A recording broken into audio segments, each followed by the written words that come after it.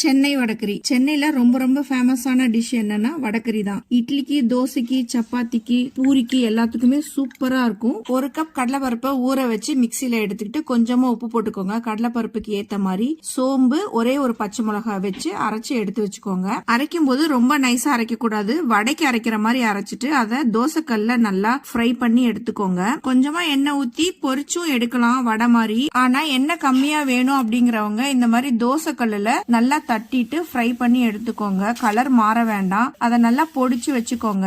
ஒரு பாத்திரத்துல 3 ஸ்பூன் எண்ணெய், ஒரே ஒரு பிரிஞ்சி இலை, பட்டை, கிராம்பு, ஒரே ஒரு ஏலக்காய், கல்பாசி கொஞ்சமா போட்டுக்கோங்க. வேணும்னா இது எல்லாத்தையும் நல்லா ஃப்ரை பண்ணிட்டு 2 வெங்காயத்தை சின்ன சின்னதா கட் பண்ணி போட்டுக்கோங்க.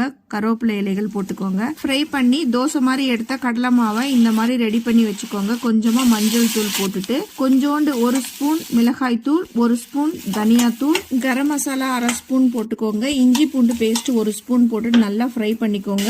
2 தக்காளியை நான் அரைச்சி வச்சிருந்தேன், அதையும் கூட சேர்த்துட்டேன். உங்களுக்கு கலர் வேணும்னு சொன்னா கொஞ்சமா காஷ்மீரி மிளகாய் தூள் போட்டுக்கோங்க. உப்பு தேவையான அளவு இதுக்கு ஏத்த மாதிரி போட்டுட்டு இந்த டிஷ்ஷுக்கு புதினா இலை ரொம்ப முக்கியம். நான் ஒரு கைப்பிடி புதினா இலை போட்டிருக்கேன். நீங்க நல்லா ஃப்ரை பண்ணும்போது கூட நீங்க போட்டுக்கலாம். வெங்காயம் தக்காளி எல்லாம் ஃப்ரை பண்ணும்போது 2 டம்ளர் தண்ணி ஊத்தி நல்லா கொதிக்கும் போது நம்ம உதுத்து வச்சிருந்த அந்த கடலை மாவையும் போட்டுக்கணும். அதுக்கப்புறம் கொத்தமல்லி இலைகள் போட்டுட்டு மூடி வச்சிடுங்க. எந்த ஸ்டேஜ்ல வேணுமோ அந்த அடுப்பு ஆஃப் பண்ணிட்டு சர்வ் பண்ணுங்க. அல்டிமேட்டா இருக்குங்க. சாப்பிட்டு பார்த்து டேஸ்ட் எப்படி இருந்துச்சுன்னு கமெண்ட் பண்ண மறந்துடாது.